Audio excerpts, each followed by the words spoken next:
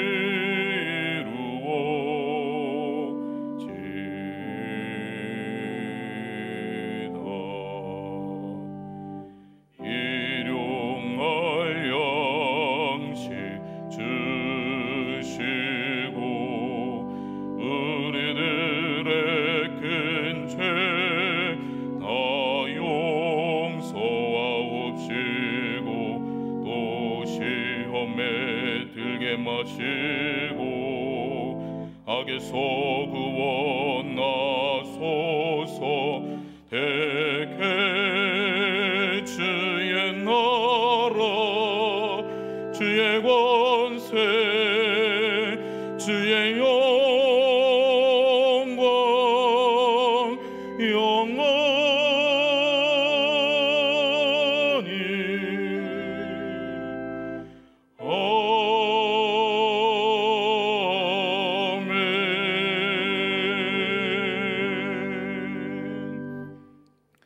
세상 모든 만물을 창조하시고 다스리시며 섭리하시는 하나님, 우리의 삶을 지키시고 인도하시는 그 은혜와 사랑에 감사를 드립니다.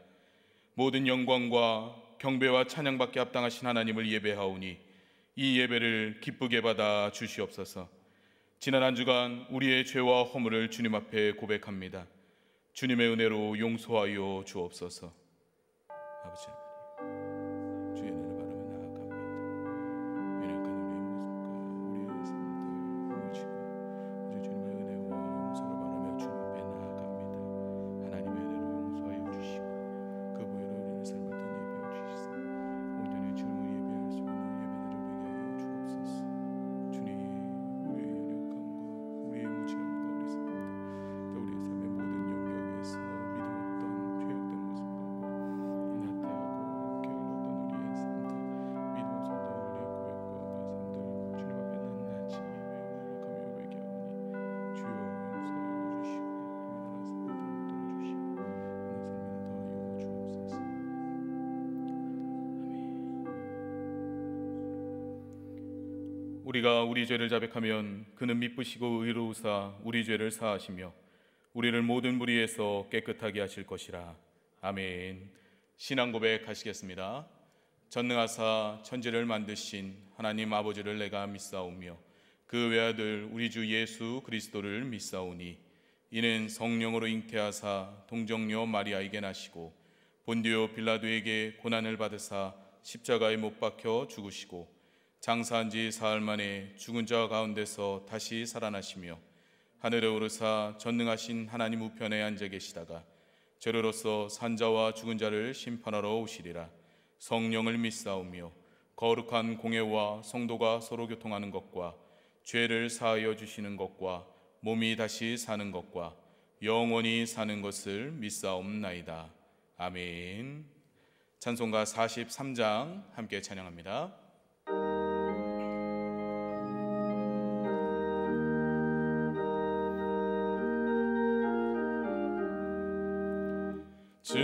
즐겁게 안식할 날 반갑고 좋은 날 내 마음을 편케 하니 즐겁고 기쁜 날 이 날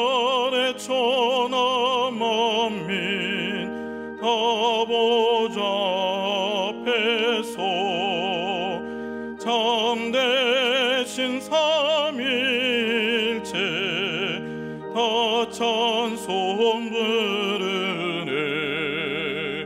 이날의 하늘에서 새 양식 내리네. 성회로 모이라고 종소리 울리네. 복음의 밝은 빛은 온 세상 비치며 또 영생 누리러 시원케 하시네. 이 주일 지킴으로 새 은혜 입어서 영원히 쉬는 곳에 다 올라갑시다. 성부께 찬미하고 성자와 또 성령 참되신 삼일체 다 찬송 부르네. 아멘. 김정규 장로님 기도하십니다.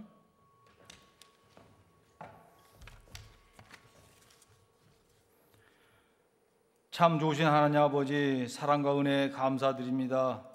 온 세상이 코로나19로 어려움을 겪고 있지만 우리를 사랑하여 주셔서 주의 백성 삼아주시고 천국 시민으로 살아갈 수 있도록 도우시니 더욱 감사합니다. 오늘도 저희들 복된 주일을 허락하여 주셔서 온 성도가 이렇게 비대면으로 하나님께 찬양과 경배로 예배하게 하시니 감사합니다. 하나님께 드려진 예배가 영과 진리로 드려지게 하시고 우리의 몸과 마음과 정성을 다 바쳐 드리는 복되고 아름다운 예배가 되게 도우시고 인도하여 주시옵소서. 오늘도 귀한 예배를 통하여 하나님의 임재를 경험하게 하시고 살아계신 하나님을 감동시키는 예배가 이 시간도 이루어지게 도우시고 인도하여 주시옵소서. 거룩하신 하나님 아버지, 우리 교회를 사랑하여 주셔서 구원의 방주가 되게 하시고 부흥되게 하시고 성장하는 교회로 삼아주시니 더욱 감사합니다. 우리 교회는 성령이 충만한 교회, 감사가 넘치는 교회, 은혜가 풍성한 교회 되게 하여 주시옵소서. 우리 교회가 미래를 준비하게 하시고 하나님을 감동시키며 세상을 축복하는 축복의 통로가 되는 힘있고 능력 있는 교회가 되게 하여 주시옵소서. 거룩하신 하나님 아버지, 사랑하는 담임 목사님, 오늘도 하늘의 복되고 아름다운 말씀을 들고 단에 서서 말씀을 선포할 수 있도록 인도하시고 이끌어줘 진심으로 감사합니다. 먼저 영과 육을 강건케 하여 주시옵소서. 능력을 칠배나 더하여 주시고 성령의 두루마리를 입혀주셔서 복되고 귀한 말씀, 은혜가 넘치는 말씀 선포할 수 있도록 도우시고 인도하여 주옵소서. 말씀이 선포될 때 하늘문을 활짝 여시고 성령의 은혜를 소낙비처럼 내려주셔서 오늘도 예배하는 모든 성도들 은혜 받게 하시고 성령 충만하여 하나님의 백성으로 살아가는 데 부족하지 않도록 도우시고 인도하여 주옵소서. 하나님께 받은 사랑과 은혜를 세상 속에 나가서 이웃에게 증거하고 전할 수 있는 넉넉하고 풍요로운 삶을 살아갈 수 있는 우리 모든 성도들의 삶이 될 수 있도록 도와주시고 인도하여 주옵소서. 하나님을 믿는 백성으로 구별된 삶을 살 수 있도록 도와주시고 하나님께만 영광 돌리는 아름답고 귀한 어두운 곳을 비치는 빛의 역할을 감당하는 우리 성도들의 삶이 될 수 있도록 도우시고 인도하여 주옵소서. 거룩하신 하나님 아버지, 말씀을 통해서 새심을 얻게 하시고 세상을 바꾸는 힘이 예수 그리스도 안에 있음을 믿게 하시며 들어줄까 염려하는 것보다는 무엇이든 구하기 많으면 이루어질 줄 믿사옵나이다. 하루속히 코로나19를 보혈의 능력으로 소멸시켜 주셔서 우리 모두의 믿음 생활이 안정되고 풍요롭게 하여 주시옵소서. 이 나라 이 민족을 사랑하여 주셔서 정치, 경제, 사회 모든 분야에서 안정되게 하시고 하나님을 섬기며 나가는 그런 아름답고 귀한 나라 될 수 있도록 도우시고 인도하여 주시옵소서. 이 나라 읽고 나가시는 대통령과 모든 유정자들에게 성령의 은혜를 주시어 하나님께 먼저 지혜를 구하게 하시고 모든 국민이 평안하고 안정된 삶을 살 수 있도록 이끌어 나갈 수 있는 그런 정치를 펼칠 수 있도록 도우시고 인도하여 주시옵소서. 사랑과 은혜가 충만하신 예수 그리스도의 이름 받들어 감사하며 기도하옵나이다. 아멘.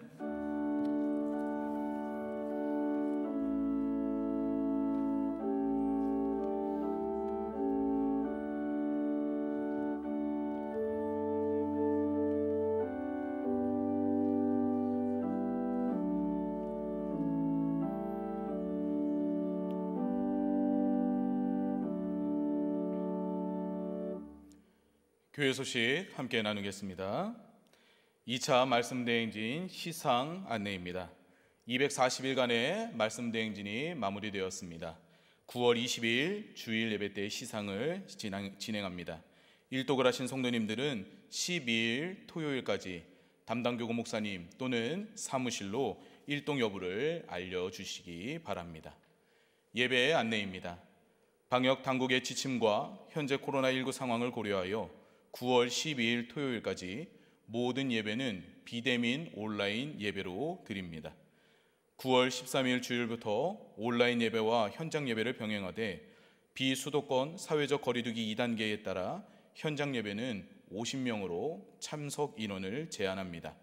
현장 예배를 참석하기를 원하시는 성도님들은 교회 사무실로 미리 신청해 주시기를 바라고, 가능한 한 온라인 예배를 드리지 못하는 성도님들께 현장 참석의 기회를 양보해 주시기를 바랍니다. 신청하실 현장 예배는 13일 주일 1, 2, 3부 주일 오전 예배와 한가족 예배, 16일 수요 예배입니다. 13일 주일부터는 새벽 예배를 재개하되 50명 이상이 참석할 경우에는 예루살렘 성전에서 분산하여 기도할 수 있습니다. 온라인 헌금은 주보에 기재된 계좌번호와 은행을 확인하시고 성함과 헌금 이름을 구분하여 보내주시면 됩니다. 비대면 방식으로 진행될 하반기 구역 개강 안내입니다. 한 주에 1회 이상 핸드폰이나 문자로 서로의 안부를 묻고 신앙을 격려합니다. 단톡방이나 화상 단체 채팅과 같은 다양한 방식으로 비대면 온라인 구역 모임을 시도해 봅니다. 서로 떨어져 있지만 구역원들의 구체적인 기도 제목을 가지고 함께 기도함으로 성령 안에서의 한몸됨을 추구합니다.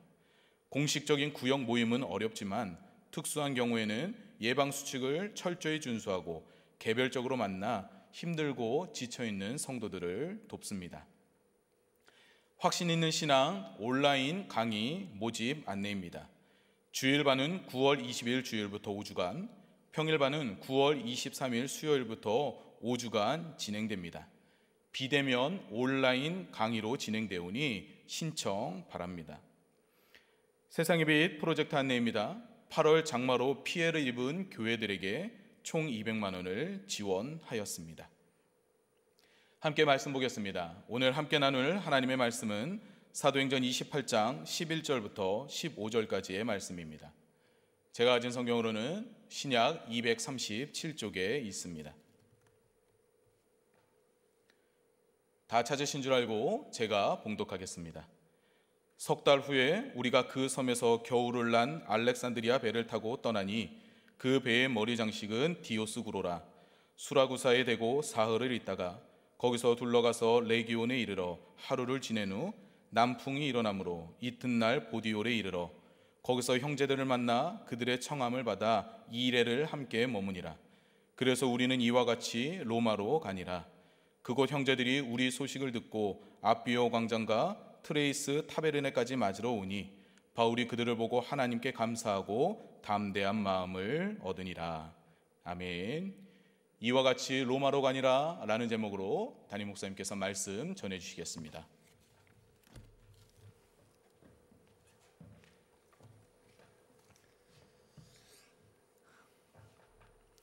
논산중앙교회 성도님들 반갑습니다. 그리고 보고 싶고 또 그립습니다. 우리 함께 인사를 좀 먼저 나눠볼까요? 오히려 현장 예배를 드릴 때는 조심스러워서 하지 못했던 인사를 지금 옆에서 함께 예배를 드리고 있는 가족들에게 나누면 좋겠고요. 혹시 옆에 가족이 없으신 분들은 화면을 통해서 저와 인사를 나누시면 좋겠습니다. 사랑합니다, 축복합니다. 이렇게 한번 인사 나누시죠. 사랑합니다, 그리고 축복합니다. 힘써 모이기 어려운 그런 시간들을 보내고 있지만 그렇기 때문에 오히려 삶의 현장 속에서 주님과의 친밀한 관계는 더 깊어지고 교회에 나오기에는 어려움이 많지만 오히려 삶의 그 자리에서 하나님의 말씀인 성경을 날마다 붙들고 그 말씀으로 동행하여 살아가시는 우리 모든 논산중앙교회 성도님들 되시기를 다시 한번 예수님의 이름으로 부탁드리고 축복합니다. 여러분, 최근에 혹시 높은 산의 정상에 올라 보신 적 있으십니까? 저는 약 15년 전쯤에 다리를 심하게 다친 후로는 격렬한 운동이나 등산을 하지 않고 있는데요, 약 6년 전쯤에 한번 함께 사역했던 교역자들과 지리산 정상에 오른 적이 있었습니다. 다리가 정상적이지 않았기 때문에 매우 고생했지만 고생한 만큼 정상에 올라서 맛본 그 짜릿함은 지금도 잊을 수가 없습니다. 몸과 건강이 정상적이라 할지라도 높은 산에 오르는 것은 결코 쉬운 일은 아닙니다. 굽이굽이 좁고 또 힘든 길을 걸어가야만 하고 또 때로는 돌밭도 걸어야 합니다. 급경사에 그런 길을 걷기도 하고 또 때로는 매우 미끄러운 그런 길도 걸어야 할 때가 있습니다. 그렇지만 그 수많은 힘들고 어려운 그 길을 다 거쳐서 마침내 산의 정상에 오르게 되어지면 얼마나 마음이 시원하고 감격스러운지 모릅니다. 오히려 정상까지 오르는 그 길, 그 과정이 힘들면 힘들수록 산의 정상에 서는 사람이 느끼는 그 희열은 더 강할 수밖에 없습니다. 비단 산을 오르는 일뿐만은 아닐 겁니다. 우리의 인생의 여정도 이와 같습니다. 우리가 간절히 바라고 소원하는 그 일들을 위해서 하루하루 고군분투하며 치열하게 삶을 살아낸 결과 마침내 우리가 소원했고 그리고 기대했던 그 목표에 이르게 되어지면 우리는 감격하게 됩니다. 그리고 그 인생의 여정이 힘들었을수록 목표했던 그 삶의 자리에 이르게 될 때에 여러분, 우리는 가슴 깊은 곳에서 더 뜨거움을 느끼게 됩니다. 그래서 여러분, 우리에게는 미래에 대한 소망 그리고 삶의 목표라는 것이 반드시 필요합니다. 누구든지 자신의 인생에 소망이 없다면 또는 목표나 비전, 사명이라 일컬을 만한 그와 같은 것이 없다면 결코 그는 가슴 깊은 곳에서 밀려나오는 그 뜨거운 삶의 희열을 맛볼 기회를 가질 수 없을 것입니다. 소망 가닥에 오늘의 삶을 치열하게 견디어낸 사람만이 맛볼 수 있는 바로 그 희열 말입니다. 사랑하는 여러분, 소망은 오늘을 살아내게 만드는 힘인 줄 믿습니다. 사명은 치열한 오늘을 견뎌낼 수 있도록 해주는 능력이 되는 줄 믿습니다. 사랑하는 우리 논산중학교의 성도님들, 모든 성도님들이 지금 코로나19로 인해서 매우 좁고 협착한 힘들고 고단한 그 인생의 길을 지나가고 있는 중에 있지만 어떤 경우에도 인생의 소망, 삶의 목표, 복음 안에서 우리에게 주어진 사명을 잃어버리지 않으시기를 예수님의 이름으로 축원합니다. 다메섹으로 가는 길에서 주님을 만난 바울은 분명한 소망과 목표, 사명을 가지게 되었어요. 궁극적으로는 온 세상에 그리고 이방인들에게 복음을 전하는 것이었지만 1차적으로는 로마에 가는 것이었습니다. 자신의 동족 유대인들을 위해서 예루살렘에서 복음을 전할 수도 있었을 것이고 또는 인근의 소아시아 지역에서 복음을 전하고 사역을 하면서 그 지역의 교회 개척 전문가로서 그렇게 활동을 또 사역을 계속할 수도 있었겠지만 주님께서는 바울에게 로마라고 하는 그가 가야 할 곳에 대한 사명을 새겨주셨습니다. 로마의 황제 앞에 가서 복음을 전하라는 것이죠. 예수님의 그 부활의 증인이 되라는 것이었습니다. 그래서 이 로마는 바울의 가슴에 새겨져 있는 지워지지 않는 사명이었습니다. 그리고 이제 오늘 본문의 14절 말씀처럼 드디어 바울이 그 로마에 입성하게 된 것입니다.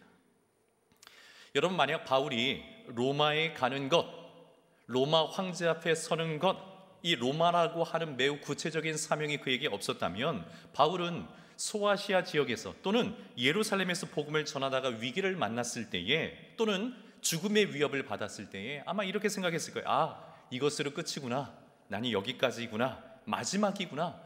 이제는 순교의 제물이 돼서 천국에 가는 것밖에 없구나. 이렇게 순간순간 생각했을지도 모릅니다. 우리가 이제까지 함께 사도행전 말씀을 쭉 살펴본 것처럼 로마에 이르기까지 바울이 겪은 일들이 얼마나 많았습니까? 수없는 일들을 겪었죠. 수많은 죽음의 위협에 시달리기도 했고 또 실제로 죽을 뻔한 경험도 많았습니다. 갇히기도 수없이 했죠. 매도 맞고 돌도 맞고 바다에 빠질 때도 있었습니다.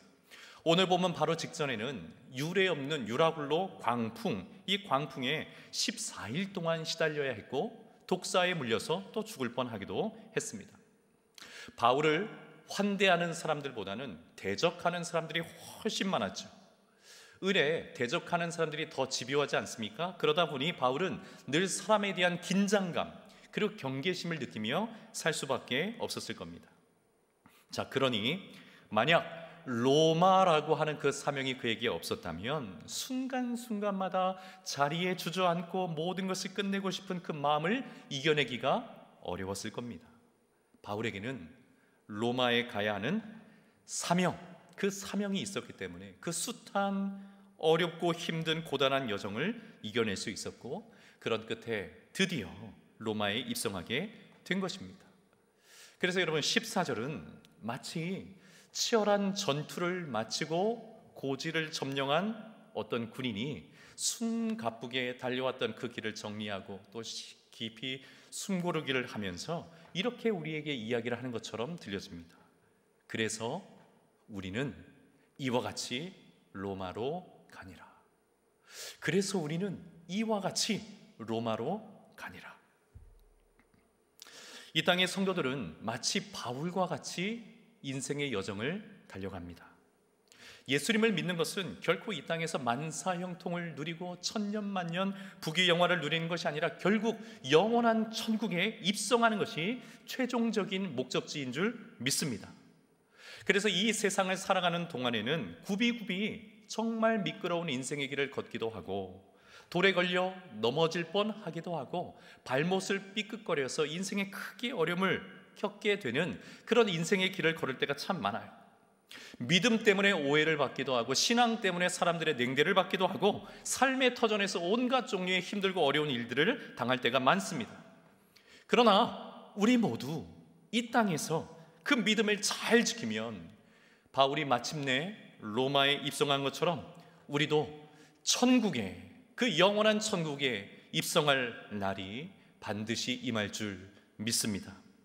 그래서 주님의 품에 안겨서 실컷 울기도 하고 주님의 품에 안겨서 또 실컷 웃기도 하고 주님과 영원히 영생복락을 누리게 될 그날이 반드시 우리에게 임할 줄 믿습니다. 사랑하는 여러분, 힘들고 고단하지만 주님 주신 믿음을 끝까지 잘 지켜내십시다. 그리고 바울이 마침내 이와 같이 로마로 가니라 이렇게 사도행전 끝자락에서 이야기하고 있는 것처럼 우리도 생의 그 마지막 순간 그 끝자락에서 우리의 자녀들에게 그리고 우리 주변의 사람들에게 그래서 나는 이와 같이 천국에 갑니다 이렇게 기쁨과 담대함으로 말할 수 있는 저와 여러분 우리 모든 논산중학교의 성도님들 되시기를 주님의 이름으로 축원합니다. 자, 그런데 사도 바울과 이 사도행전을 기록한 누가는 그들의 비전이자 사명지인 로마에 마침내 입성하게 된 사실을 이 사도행전 독자들에게 벅찬 마음으로 알려주면서 그 못지않게 우리에게 이야기해주고 싶은 것이 또 한 가지 있어 보여요. 자, 그것은 14절에 이와 같이라고 하는 부사어로 표현이 됩니다. 만약 바울과 누가가 단지 목표 지향적으로 로마에 입성한 사실만을 크게 비중을 두고 생각하고 있었다면 이와 같이라고 하는 이 단어보다는 마침내라는 단어를 사용하는 것이 더 마땅할 겁니다. 자, 그런데 누가는 이와 같이라는 단어를 사용함으로써 바울이 로마에 입성하기까지의 그 과정을 다시 한번 독자들로 하여금 눈여겨보게 만듭니다. 사실 예전에 우리가 사용했던 개역 한글 성경에는요 이와 같이라는 단어가 생략되어 있었어요. 그러나 개역 개정으로 한글 성경이 또 또 한번 바뀌면서 이와 같이라는 단어가 복원이 된 겁니다. 만약 이 표현이 의미가 없는 표현이었다면 그냥 사라진 채 그냥 두었을 거예요. 그러나 사도행전 28장을 이해하는 데 있어서, 또는 바울을 통한 하나님 나라의 역사, 성도의 신앙의 그 여정, 이것을 이해하는 데 매우 중요하고 필요한 표현이기 때문에 개역 개정에서는 이 표현을 다시 살려내었습니다. 이와 같이. 사랑하는 여러분, 우리가 잘 알고 있는 것처럼 어떤 정해진 목표를 이루어내는 것은 매우 중요한 것이지만 그 과정 역시 매우 중요합니다. 사람들이 대단하게 여길 법한 어떤 위대한 목표를 이루었다고 해도 그 과정이 비윤리적이거나 불법적이거나 악한 것이었다면 여러분, 그 목표는 목표로서의 정당한 의미를 가질 수가 없습니다. 신앙의 여정도 마찬가지입니다. 사도 바울이 그 모진 전도 여행의 그 과정들을 겪고 마침내 로마에 입성하게 된 것이 매우 벅차고 감격스러운 일이 맞지만, 그 못지않게 중요하고 감격스러운 것은 바로 이와 같이가 있었기 때문에 그래요. 그 목표를 이루기 위해서 어떻게 믿음을 지켜왔는지, 어떻게 사명을 감당해 왔는지, 어떻게 성령의 도우심을 받아왔는지, 어떻게 그 숱한 인생의 어려움을 믿음으로 이겨내었는지, 견뎌왔는지, 바울에게 있어서 이와 같이는 매우 중요한 의미를 가지는 것입니다. 여러분, 그것은 우리도 마찬가지입니다. 천국에 입성하는 것, 우리에게 매우 중요한 것이지만 우리에게도 고백해야 하는, 또는 말할 수 있는 이와 같이라는 것이 반드시 있어야만 합니다. 인생의 그 마지막 순간에 나는 이와 같이 천국으로 갑니다, 그렇게 말할 수 있는 이와 같이, 눈물과 사인이 너무너무 많지만 진실로 성도답게 살고자 몸부림쳐왔던 이와 같이, 예수 생명의 복음을 가지고 기가 막힌 현실 속에서도 믿음으로 승리하며 이겨내며 견뎌내었던 이와 같이, 세상의 사람들이 교회를 다 손가락질하고 비아냥거려도 그래, 난 그래도 예수님이 좋아, 난 예수가 좋다오, 예수 사랑, 예수 생명, 예수 소망의 그 신앙을 숨기지 아니하고 오히려 복음으로 그 사람들을 사랑으로 섬기며 살고자 했던 이와 같이, 코로나19로 세상이 교회를 비난하고 이제는 교회도 또 다른 교회들을 비판하고 성도가 또 다른 성도들을 지금 주어진 상황에 대한 다른 이해를 가지고 있다는 이유들로 비판하고, 세상의 정치와 교회의 정치가 뒤죽박죽 뒤섞여 있어서 우리 모두의 마음을 아프게 하는 이때에 서로를 향해 비난하는 것이 아니라 복음의 생명력을 가지고 누군가를 치유하고 누군가를 살려내고 회복시키려고 십자가의 길, 그 험한 길을 마다하지 않고 걸어간 이와 같이, 이제는 자신만이 아니라 나만 생각하는 것이 아니라 뿔뿔이 흩어져 있는 성도들이 걱정이 되어서 작은 선물이지만, 또는 정성껏 만든 음식, 이와 같은 것들을 남모르게 찾아가 몰래 전달해주고 오는 그리스도의 향기요, 그리스도의 편지로 살아낸 이와 같이. 사랑하는 여러분, 우리 자녀들에게 또 우리 주변의 사람들에게 전해줄 수 있는 복음의 이야기, 그리스도의 사랑의 이야기, 천국 백성, 진실로 천국 백성다운 그 삶의 이야기, 잊혀지지 않는 영적인 유산으로 물려줄 수 있는, 남겨줄 만한 이와 같이의 삶의 이야기가 저와 여러분에게 가득하기를 다시 한번 주님의 이름으로 축원합니다. 누가가 표현하고 있는 이와 같이는 크게 두 가지 의미를 가지고 있는 것으로 보여요. 하나는 이제까지의 사도 바울과 누가의 모든 전도 여행의 그 여정을 총정리, 갈무리하는 그런 의미로 사용되었을 수도 있겠고요. 또 다른 하나는 오늘 본문에 기록된 일련의 과정을 두고 이와 같이라 이렇게 표현했을 수도 있을 겁니다. 두 가지 모두 의미 있는 해석입니다.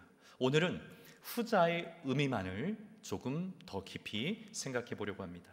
오늘 본문의 11절 말씀 제가 읽어보겠습니다.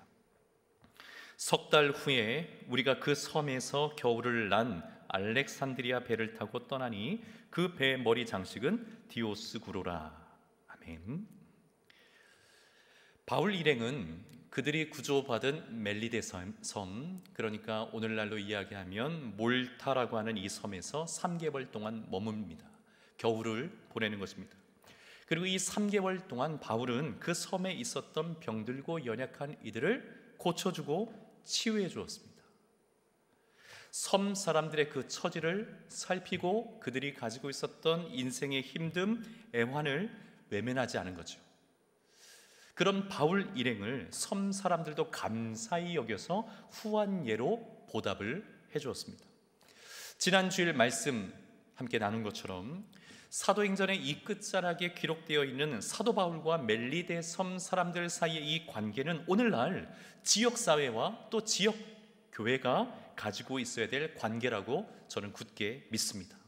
서로 후한예로 대해주는 거예요. 여러분, 이렇게 할 수 있게 된 이유는 무엇이었습니까? 서로가 서로의 생명, 그리고 그 인격, 그 인생을 귀하게 여기고 존중해 줄 수 있었기 때문에 가능했습니다. 여러분, 세상과 교회가 서로 원수와 대적의 관계가 아니라 서로에게 살 길을 열어주는 그런 관계가 되기를 다시 한번 주님의 이름으로 간절히 소망합니다. 저는 그것이 복음의 길이라고 믿습니다.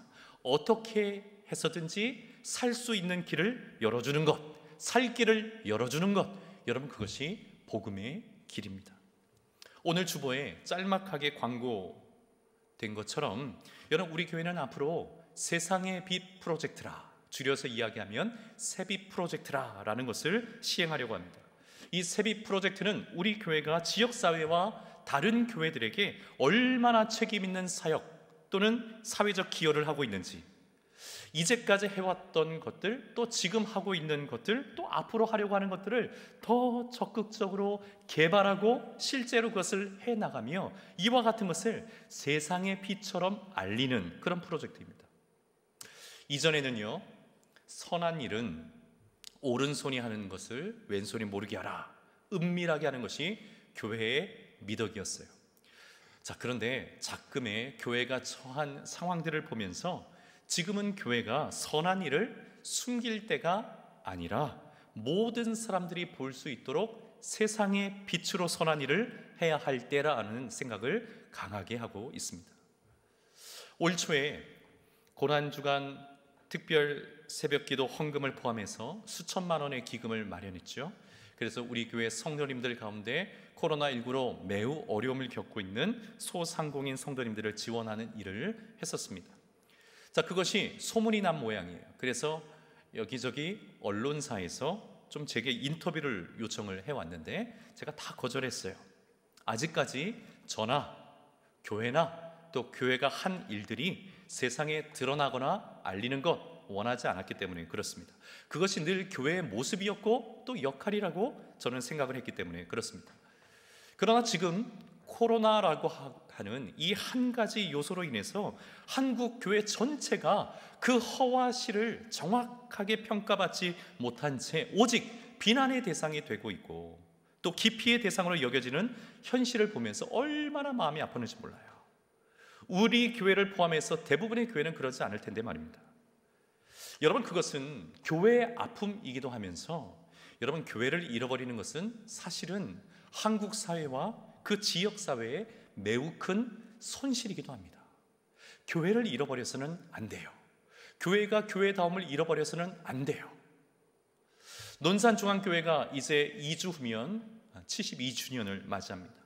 72년 동안 이곳에 논산중앙교회가 있었던 이유는 여러분, 우리가 잘 알고 있는 것처럼 우리 교회는 자기만 아는 종교 집단이 아니라 지역사회와 공동체에 수없이 좋은 일들을 해왔고 건강한 기능과 사회적인 책임을 다해왔기 때문에 70여 년의 역사 속에 이 자리에 있을 수 있었던 겁니다. 그것은 앞으로도 마찬가지일 것입니다. 그러므로 세빛 프로젝트는 교회가 이 시대에 사회적인 짐이 아니라 여전히 이 세상의 피난처이며 회복의 장소이며 생명을 경험하고 그 생명을 나누는 하나님 나라의 역사의 현장인 것을 세상에 알려주고자 하는 그 목표를 가지고 진행되는 프로젝트입니다. 다시 지역사회와 교회가 서로를 후한 예로 대해줄 때까지 우리는 논산 안에 이 복음의 생명의 강물을 흘려보내고 세비 프로젝트를 계속해서 적극적으로 해 나갈 것입니다. 유명한 영성신학자 중에 헨리 나우엔이라는 목사님 계시죠.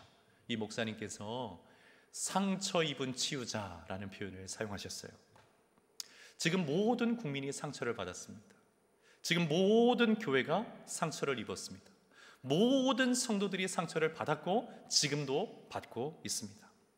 상처는 일반적으로 분노를 만들어냅니다. 그러나 복음은 상처를 치유하는 힘을 만들어냅니다. 세비 프로젝트는 그러므로 상처 입은 치유자의 프로젝트인 겁니다.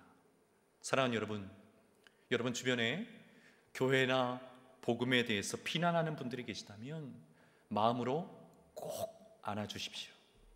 함께 미워하고 함께 상처 주고 또는 내가 가지고 있는 신앙과 교회와 이것이 부끄러워서 또는 견디기 힘들어서 숨어버리거나 또는 주님을 부인하는 것이 아니라 이 시대에 우리가 지금 살고 있는 그 삶의 터전에서 진정한 복음의 물결을 끊임없이 흘려보내고 갈등과 분열, 비난과 비판 이것으로 가득한 지금 이 시대에 이 사회 속에 영적인 복음의 반격을 시작하는 저와 여러분 되기를 주의 이름으로 축원합니다.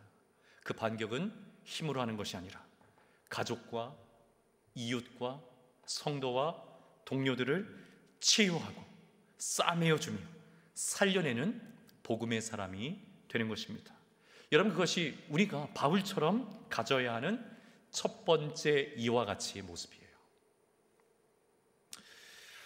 석 달을 멜리데 섬에서 보낸 바울 일행은 겨울을 보내고 멜리데 섬에서 기항하고 있었던 또 다른 알렉산드리아 배를 타고 로마를 향해 떠나게 됩니다. 자, 그런데 이 배는 특별한 장식을 하고 있었어요. 11절 끝에 보니까 그 배의 머리 장식은 디오스구로라 이렇게 되어 있습니다. 디오스구로는 그리스 신화에 나오는 제우스의 쌍둥이 두 아들을 말합니다.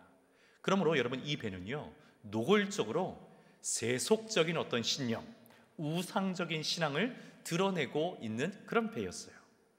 이 제우스의 쌍둥이 두 아들 중에 하나는 캐스터라는 이름을 가지고 있는 아들인데요, 제우스는 캐스터에게 바다를 다스릴 수 있는 권한을 준 것 같아요. 바다를 그에게 맡겨서 항해하는 배나 선원들의 안위를 지켜줄 수 있는 그런 권한을 캐스터에게 맡깁니다. 그리고 또 다른 아들은 폴룩스라고 하는 아들인데요, 이 아들에게는 장사하는 이들에게 이윤을 잘 남기게 해서 부자가 될 수 있도록 하는 그런 권한을 맡겼다고 해요. 그러니 여러분 이 배는 우상의 힘을 빌어서라도 이 바다를 통해서 많은 돈을 벌고자 하는 사람들의 간절한 바람, 이것이 담겨져 있는 세속적인 그런 배인 겁니다. 자, 누가가 굳이 이 배의 머리 장식 또는 이 배의 이름을 디아스 구로라 이렇게 명확하게 밝힌 이유는 무엇일까요? 지난번 파손되었던 알렉산드리아 배, 그저 알렉산드리아에서 로마를 향해 가는 알렉산드리아 배라 이렇게 말하지 않고 배의 이름을 구체적으로 밝힌 이유는 여러분 이 배가 우상의 힘을 빌어서라도 많은 돈을 벌고 싶은 그 세상을 상징하는 배인 것을 알리기를 원했기 때문에 그렇습니다. 그리고 그 세상이라는 배에 누가 타고 있는 겁니까? 복음의 사람 바울이 타고 있는 거예요. 대조적이죠. 그리고 아이러니하게도 이 세상이라는 배가 바울과 복음을 로마로 옮겨주는 배로 이용이 되고 있는 겁니다. 세상 속 그리스도인을 보여주고자 하는 거예요. 여러분, 성도들은 세상 속에 있는 그리스도인들인 줄 믿습니다. 세상 속에 있어요. 세상을 거부하거나 단절하거나 또는 세상을 무조건 적대시하는 것이 아니라 오히려 그 세상을 타고 복음을 흘려보내고 그 복음을 전달하는 이들이 바로 우리 그리스도인들, 성도들인 줄 믿습니다. 우리가 살고 있는 세상은 돈과 성공으로 포장되어 있는 이 디오스구로 이 배와도 같아요.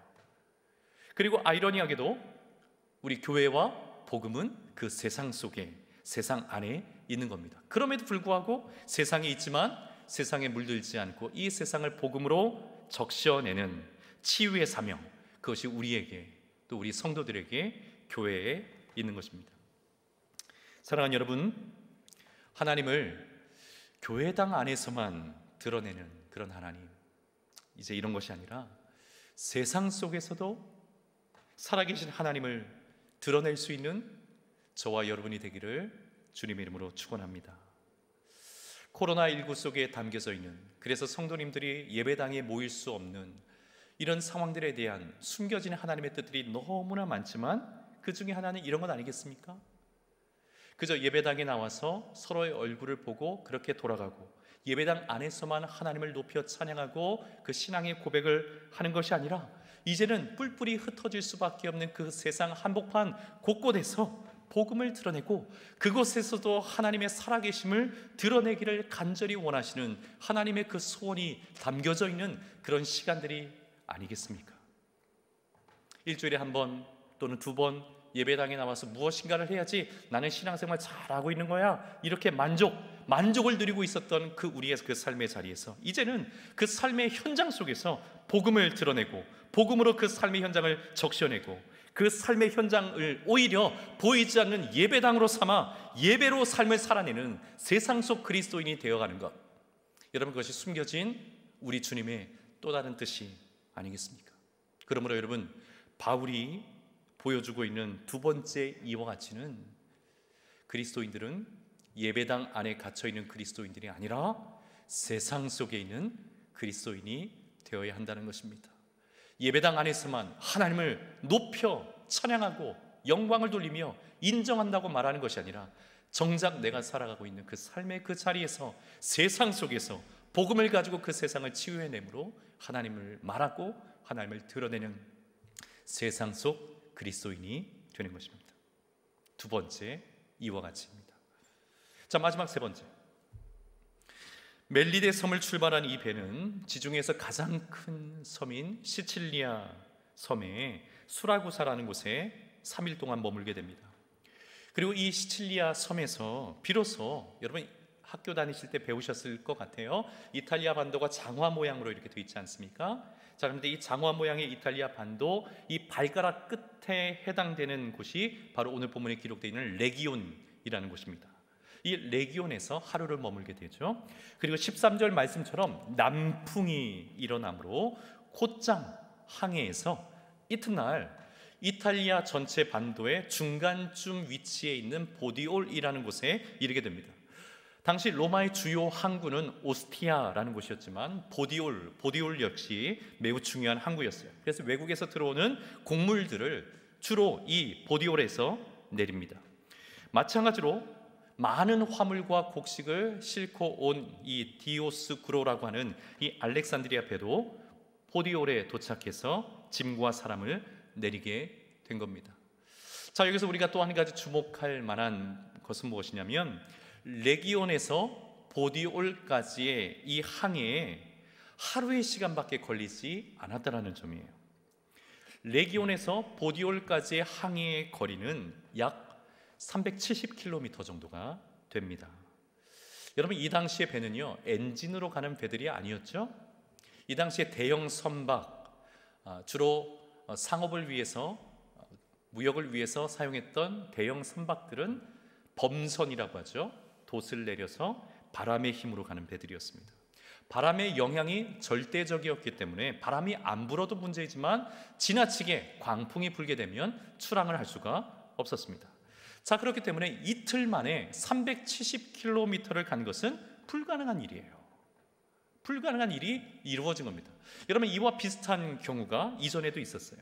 사도행전 16장을 보면 바울이 드로아에서 환상을 보게 됩니다. 그리고 그 환상에 따라서 유럽의 관문인 마게도니아 지역으로 배를 타고 가게 돼요. 복음의 역사, 선교의 역사에 있어서 여러분 매우 중요한 전환점이 되는 사건이었어요. 매우 중요한 일이었어요. 바울이 아시아 쪽으로 가느냐 또는 유럽을 향해서 가느냐 기로에 서 있었던 겁니다. 자, 이때 드로아에서 배를 타고 마게도니아 지역으로 가는데 이틀밖에 걸리지 않았습니다. 자, 그런데 이 거리는 통상적으로 볼 때 5일의 시간이 소요되는 그런 거리였어요. 여러분, 하나님께서 하나님의 어떤 특별한 일들을 행하실 때는요, 다급하게 행하시는 경우들이 종종 있습니다. 평소 같으면 엄두도 못 낼 빠르기로 하나님께서 하나님의 일들을 행하실 때가 있다라는 거예요. 여러분, 코로나19는 우리 사회의 급변을 예고하고 있습니다. 분명히 급하게 변화가 일어날 겁니다. 평소 같으면 더 연구해 봅시다, 더 고민해 봅시다, 더 회의해 봅시다, 법과 행정의 절차를 다 따져 봅시다, 그리고 사회적 합의까지 좀 이루어 봅시다, 이렇게 해서 꽤 오랜 기간에 걸려 이루어질 일들, 여러분, 코로나 때문에 순식간에 일어날 일들이 많을 겁니다. 한국교회도 마찬가지입니다. 급변 속에 한국교회가 있는 겁니다. 우리는 지금 이 역사적 항해 위에 서 있는 거예요. 그리고 더 이상 이전에 과거로 돌아가는 것이 아니라 새로운 변화 속에서 여러분, 우리는 성령의 바람을 타고 빠르게 앞으로 나가야 됩니다. 앞으로 나가야 돼요. 뒤로 돌아가면 안 됩니다. 어떤 교회학자는, 성장학자는 많은 교회들과 성도들이 이전으로 돌아가지 못할까 봐 걱정하고 있다라고 이야기를 하면서 오히려 자신은 과거로 돌아갈까 봐 그것이 걱정이다 라고 이야기를 합니다. 여러분, 뼈 있는 이야기예요. 과거로 돌아갈까 봐, 오히려 코로나19로 인해서 우리 교회, 한국 교회 안에 일어날 수 있는 수많은 개혁과 변화의 기회를 상실한 채 과거로 돌아가는 것이 명분이 되어버릴까 봐 이것이 걱정이다, 학자가 이야기합니다. 사랑하는 여러분, 하나님께서 어떤 일을 행하실 때는 성령께서 성령의 바람으로 신속하게 무엇인가를 일을 행하고자 하실 때는, 수많은 손실과 희생을 감내하면서도 그 일들을 행하실 때는 여러분, 우리는 뒤로 돌아가서는 안 됩니다. 앞으로 가야 됩니다. 성령의 바람을 타고 앞으로 가야 되는 거예요. 과거의 자리는 편안합니다. 과거의 자리는 익숙합니다. 그러나 편안하고 익숙하다고 해서 과거의 자리로 돌아가기만을 바라는 것이 여러분, 지금 우리가 가지고 있어야 될 모습과 마음이 아니에요. 새로운 길, 복음의 길, 성령께서 남풍을 따라 개척하고 이끌어 가시는 그 새로운 길, 여러분, 우리 교회와 성도님들은 이 길을 갈 수 있기를 간절히 바랍니다. 여러분, 하나님께서 어떤 특별한 일들, 새 일을 행하실 때 익숙한 모습으로 행하시던가요? 과거에 있었던 모습으로 행하시던가요? 아니죠. 하나님의 새 일 행하심은 광야에 길을 만드시는 겁니다. 사막에 강을 내시는 겁니다. 복음은 항상 새 부대에 담겨야만 그 새로운 시대의 새로운 역사로 그 시대를 변화시켜 왔습니다. 변화는 필연적이에요. 성령의 바람을 타고 우리는 이 길을 가야 됩니다. 익숙함의 길이 아니라 복음의 길로 정신 바짝 차리고 성령의 바람을 타고 나아가는 저와 여러분, 그리고 우리 교회와 모든 성도님들 되시기를 예수님의 이름으로 축원합니다. 말씀을 맺겠습니다. 여러분, 바울의 이와 가치는 세 가지로 요약할 수 있을 것 같아요. 첫 번째는 무엇입니까? 살리고자 하는 이 복음의 삶을 살아내는 겁니다. 종교적인 신앙이 아니라, 의무적인 신앙이 아니라, 뭔가 했음으로 만족하는 게 아니라 어떻게 해서든지 복음으로 살려내고자 하는 복음의 삶, 이와 같이 첫 번째입니다. 두 번째는 무엇입니까? 예배당 안에 갇혀있는 그리스도인들이 아니라 이제는 세상 속으로 나가는 그리스도인, 세상 속 그리스도인으로 살아내는 것입니다. 예배당만 예배드리는 장소가 아니라 오히려 세상을 예배당으로 삼아 살아가는 성도들이 되는 것입니다. 세 번째는 무엇입니까? 하나님의 손길, 이 성령의 바람을 타고 신속하게 새로운 길을 향해 달려가는 것입니다. 지금 이 시대는 이와 같이의 성도들이 필요합니다. 바울의 로마 입성은 역사적으로 볼 때 매우 중요한 의미를 가져요. 전쟁 역사로 비유한다면 2차 세계대전의 노르망디 상륙작전이나 한국전쟁의 인천 상륙작전에 비유할 수 있을 겁니다. 그만큼 중요한 의미를 가져요. 바울이 로마에 입성했기 때문에 전 세계에 복음이 퍼져나갈 수 있었기 때문에 그렇습니다. 자, 그런데 그런 바울을 맞이해주는 사람들이 있었어요. 여러분, 지난 우리가 몇 주 동안의 말씀을 살펴보면서 바울이 사람들 때문에 얼마나 시달렸습니까?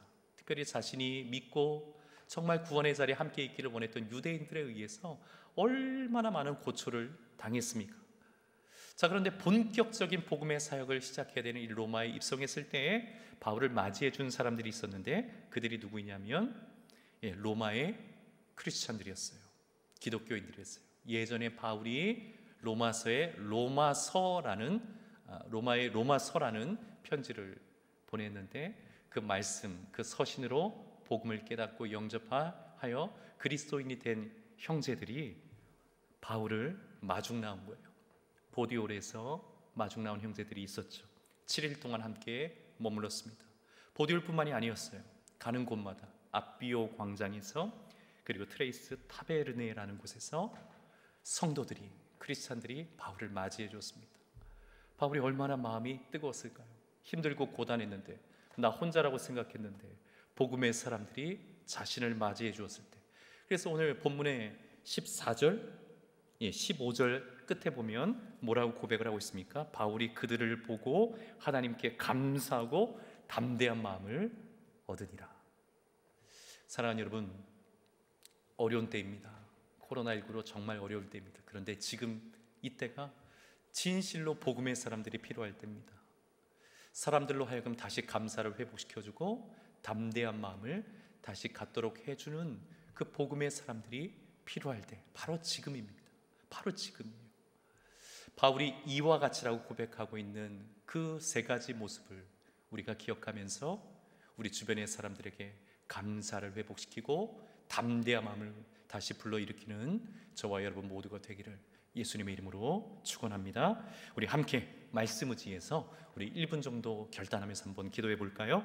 우리 같이 한번 기도할 때, 주님, 우리도 주님 앞에 설 때 이와 같이라 말할 수 있는 그런 복음의 삶을 허락해 주시옵소서. 그 삶을 살아낼 수 있도록 은혜 주시옵소서. 주변의 사람들을 치유하고 살려내는 삶이 되게 도와주시고, 우리 자신이 예배당 안에만 갇혀 있지 않고 세상 속 그리스도인이 되게 하시며 성령의 바람을 타고 새로운 주님의 일들을 따라갈 수 있는 은혜를 우리에게 허락해 달라고 우리 말씀 생각하면서 1분 정도 함께 기도하겠습니다. 기도합니다. 사랑의 하나님 아버지, 감사합니다. 거룩한 주일, 비록 한 공간 안에 모일 수는 없지만 살아계신 성령 하나님께서는 각자의 처소에서 한 성령으로 우리를 하나 되게 하시는 줄 믿습니다. 말씀을 들었사오니 이 말씀이 성령의 감동으로 우리의 영혼 속에 새겨지게 도와주셔서 우리도 주님 부르시는 그 순간에 이와 같이라고 고백할 수 있는 복음의 삶의 이야기들이 가득할 수 있도록 은혜 베풀어 주시옵소서. 우리 주변의 사람들을 치유하고 살려내는 이와 같이의 삶이 있기를 원하고, 우리의 삶이, 신앙이 예배당 안에만 갇혀 있는 것이 아니라 세상 속, 하나님 그 세상 속 그리스도인으로 오히려 그 세상의 삶의 현장을 예배당으로 만들어 살아갈 수 있는 우리 모두가 될 수 있도록 은혜 베풀어 주시옵소서. 성령의 바람을 타기를 원합니다. 나의 힘으로 근근히 버티며 살아왔던 삶이 아니라 세상 사람들의 그 예측과 사람들의 그 지혜를 따라 살아가는 것이 아니라 성령의 바람을 가지고 성령의 바람을 타고 새로운 주님의 부르심의 삶의 그 자리를 순종하며 따라갈 수 있는 우리 모두가 될 수 있도록 은혜 베풀어 주시옵소서. 사랑의 하나님 아버지, 감사합니다. 주홍같이 붉은 죄와 한없이 연약함이 많은 우리 인생이지만, 그러나 우리를 거룩한 주일 주님 앞에 있게 하시고 온전한 마음으로 예배드리게 하시니 감사합니다. 비록 한 자리에 모여서 예배드릴 수는 없지만 각자 떨어져 있는 삶의 그 공간 속에 우리의 하나님 성령께서 함께하고 계신 줄 믿습니다. 성령께서 우리를 하나로 묶어주시는 줄 믿습니다. 말씀과 성령으로 우리를 하나 되게 하시는 줄 믿습니다. 사랑하는 성도들, 진실함으로 예배드린 주의 백성들 위해 주님께서 함께해 주셔서 역사해 주시고, 오늘 사도 바울의 그 고백과 같이 우리의 삶에도 이와 같이의 고백이 넘쳐날 수 있도록 은혜 베풀어 주시옵소서. 주변의 사람들을 치유하고 살려내는 이와 같이의 삶이 있기를 원하고, 예배당 안에만 갇혀 있는 것이 아니라 세상 속 그리스도인이 되어서 오히려 그 세상을 보이지 않는 예배당으로 삼아 살아가는 우리 모든 성도들 되게 하여 주옵소서. 우리의 힘만을 의지해서 살지 아니하고 성령의 바람을 타고 성령 하나님을 의지하여서 새로운 길로 빠르고 신속하게 변화되어져 하나님의 역사를 이루어드릴 수 있는 우리 모든 논산중앙교회 성도들 되게 하여 주시옵소서. 하나님 아버지, 이 땅에 그리스도인들이 눈물을 흘리는 이들이 너무나 많습니다.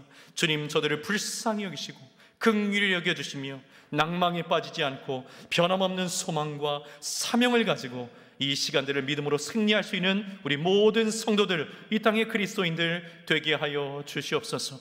오늘도 각자의 처소에서 마음을 담아 신앙의 고백으로 주님 앞에 준비하여 올려드린 예물들 주님 기쁘게 받아주시고, 정성을 담은 저들의 신앙의 고백 기쁘게 흠양하여 주실 뿐만 아니라 중심을 보셨사오니 주님의 것으로 저들의 삶을 채워 주시옵소서. 그래서 변함없이 하나님의 영광의 도구로 쓰임받는 우리 모든 성도들 되게 하여 주시옵소서. 주님 함께 하실 줄 믿고 감사드리고 예수님 이름으로 축복하며 기도드리옵나이다. 아멘.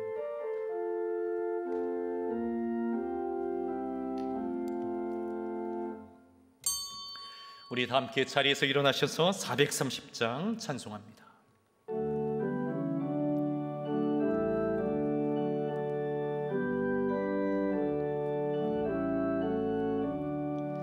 주와 같이 길 가는 것 즐거운 일 아닌가.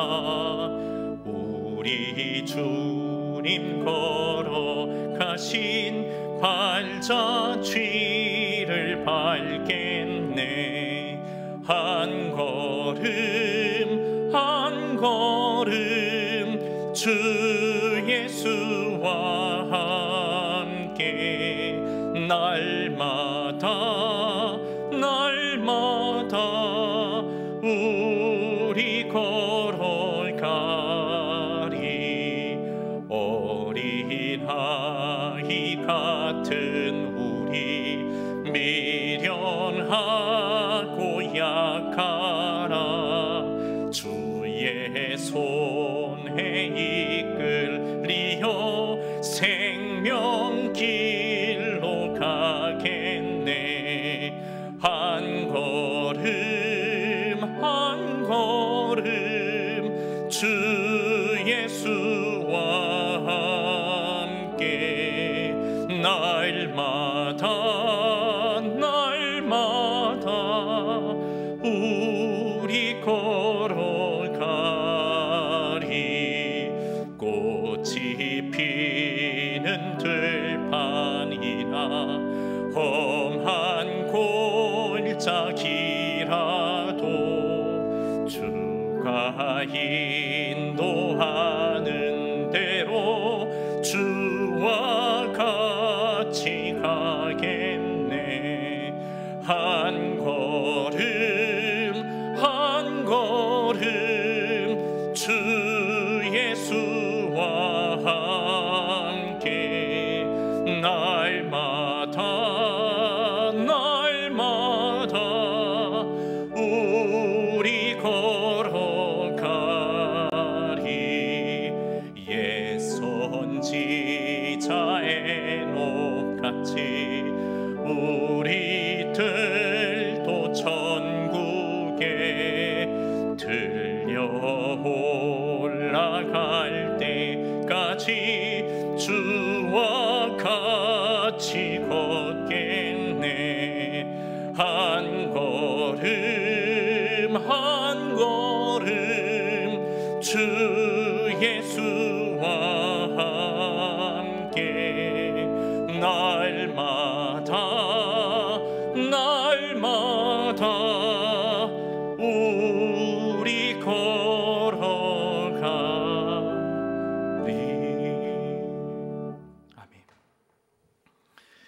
지금은 우리 구주 예수 그리스도의 그 크신 은혜와 우리 하나님 아버지의 다함이 없으신 그 사랑하심과 성령 하나님의 위로 교통 충만하심 승리케 하심이 고단한 인생의 여정을 걸어가고 있지만 소망을 잃지 않고 바울이 고백한 이와 같이의 삶을 동일하게 살고자 마음으로 결단하며 기도하며 주님 앞에 서 있는 사랑하는 믿음의 권속들, 우리 논산중앙교회 모든 성도들, 저들의 자녀, 또 가정, 일터와 생업과 사업장 위에 해외 구문의 객지에 터져 있는 모든 논산중앙교회 성도들, 자녀들 머리머리 위에 이제로부터 영원토록 함께 있을지어다. 아멘.